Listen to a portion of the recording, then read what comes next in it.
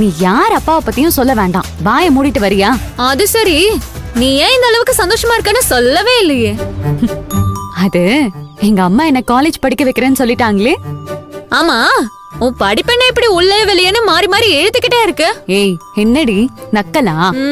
பின்ன என்ன, எப்ப நீ காலேஜ் சேரணும்னு சொன்னியோ அப்பையில இருந்து நல்லதும் கெட்டதும் மாறி மாறி வந்துகிட்டே இருக்கு. ஆனா முடிவு என்னமோ நல்லதா இருக்கும்னு எனக்கு தோணுது. எனக்கு என்னமோ படிச்சு நீ பெரிய ஆள் ஆடுவேன்னு தோணுதுடி. என்ன சொல்ற? இதுக்கு மேலயும் இந்த சாமி உன்னைய சோதிக்காதுன்னு தான் நினைக்கிறேன்.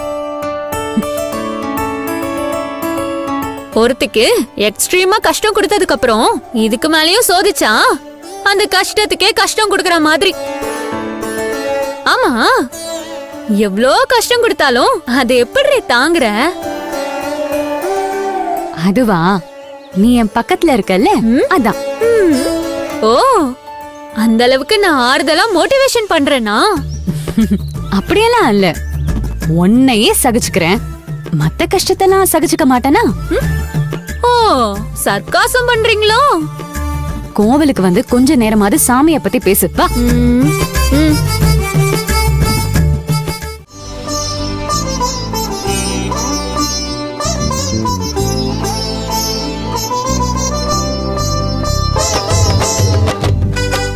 ஐயா. அடடே பூங்குடி, எப்படி இருக்கீங்க? நான் நல்லா இருக்கேம்மா. வீட்ல எல்லாரும் எப்படி இருக்காங்க? எல்லாரும் நல்லா இருக்காங்க ஐயா. ஆமா, என்ன கொஞ்ச நாளா இந்த பக்கம் ஆளையே காணோம்? வேண்டுதல் வைக்கிறதுக்கு இப்பதானே நேரமே வந்திருக்கு. சும்மா பூங்குடிக்கு பெரிய வேண்டுதல் என்ன இருக்க போகுது? ஊர்லயே பெரிய மனுஷன் விட்டு பொண்ணு, ஆசைப்பட்டதெல்லாம் தானாவே கிடைச்சிரும். காசு இருக்கிறவங்க வீட்ல எல்லாம் கஷ்டமே இருக்காதுன்னு நினைச்சிட்டீங்களோ? அதுவும் சரிதான். யாருக்கு என்ன கஷ்டம் வரும்னு அந்த கடவுளுக்கு தானே தெரியும். அதையும் மீறி கஷ்டம் வந்தா அதை சரி பண்றதும் அந்த அம்மாவால தானே முடியும். பயப்படாதீங்க, உங்களுக்கு ஏதாவது பிரச்சனை இருந்தா அதை இருக்காரு பாரு கால பைரவரு,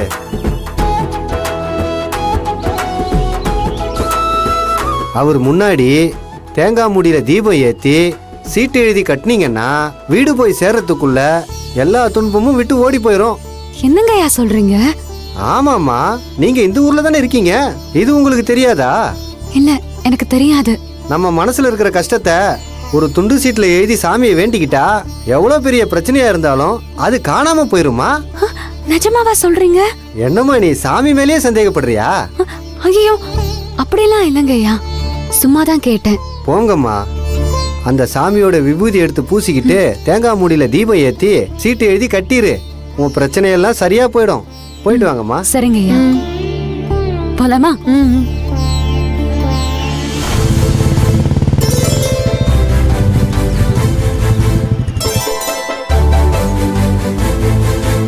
ஏண்டா சரவணா, நம்ம ஊர்ல இல்லாத கோயிலா இந்த கோவிலுக்கு எது கூட்டு வந்த? டேய், அதுக்கு இல்லடா, இந்த கோவில் ரொம்ப விசேஷம்னு சொன்னாங்க.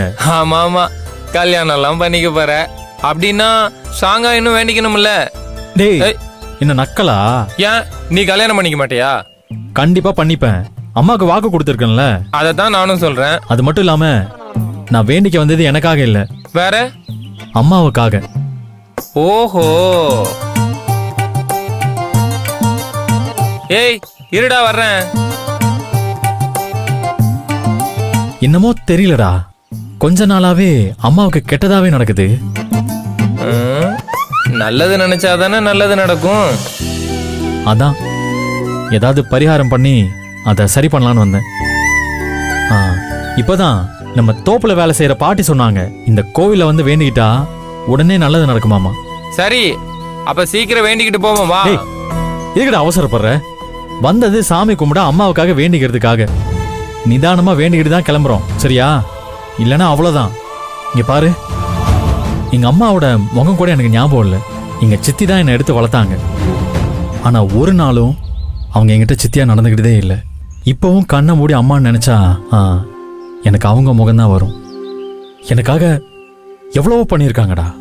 இங்க பாருடா பேபி, அந்த நன்றியெல்லாம் நான் மறந்துட்டா நான் மனுஷனா இருக்கிறதுல அர்த்தமே இல்லடா.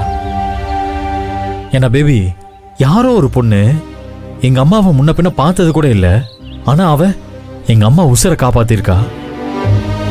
இதுல இருந்து என்ன தெரியுது? என்ன தெரியுது? டேய், ஆ. இதுல இருந்து என்ன தெரியுதுன்னா, சொல்றா, எனக்கு எதுவும் தெரியல.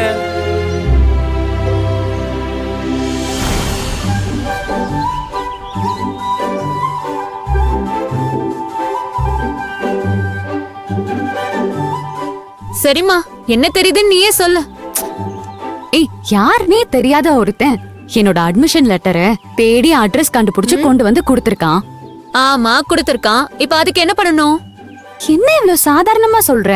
அதுக்காக கோயில் கோபுரத்து மேல ஏறி நின்னு மைக் வச்சு கத்தவா முடியும்?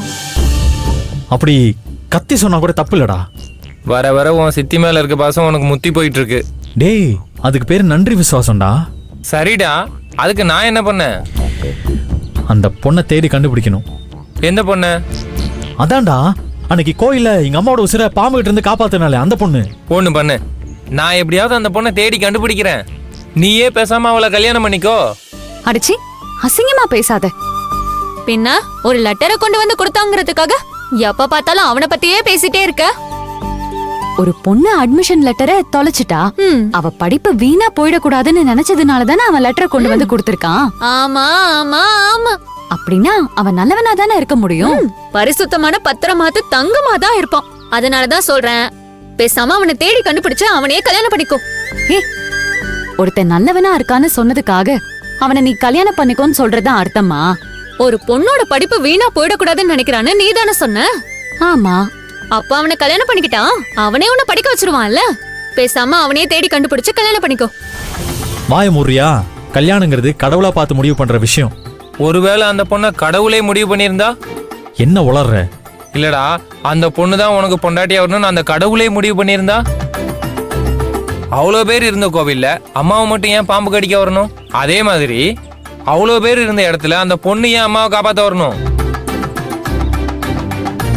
என்னடி நீ பாட்டுக்கு வளரிட்டு ஏய் இருக்க? ஏய் நில்றி. யாரு வளர்றா? உனக்கு புரியுற மாதிரியே நான் சொல்றேன்.